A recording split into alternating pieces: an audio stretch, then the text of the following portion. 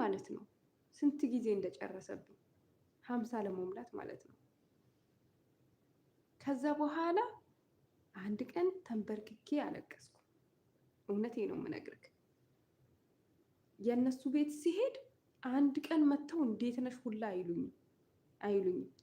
2 ሰዓት 3 ሰዓት እነሱ ቤት እቀመጣለሁ፣ ግን እነሱ አይመጡም።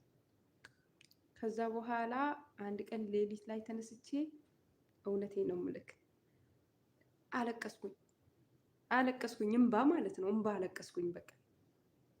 ለምን ሰው አይመጣልኝም? እኔ ላይ ስገባ ሰው የለም። ከአንድ ሰው ውጭ የሚመጣልኝ ሰው የለም። በቃ ትልቅ ላይክ ተደረገልኝ ቢባል 7 ነው። በቃ ከ7 አልፎ አያውቅም።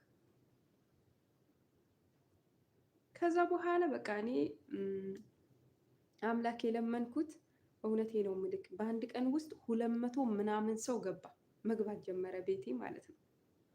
መግባት ጀመረ 250 ሰው 150 ሰው በአንድ ቀን መግባት ጀመረ። እውነቴ ነው በቃ በሶስተኛ ቀን 100 አይደለም 1500 ሆነ እንትኔ ማለት ነው ሰብስክራይቤ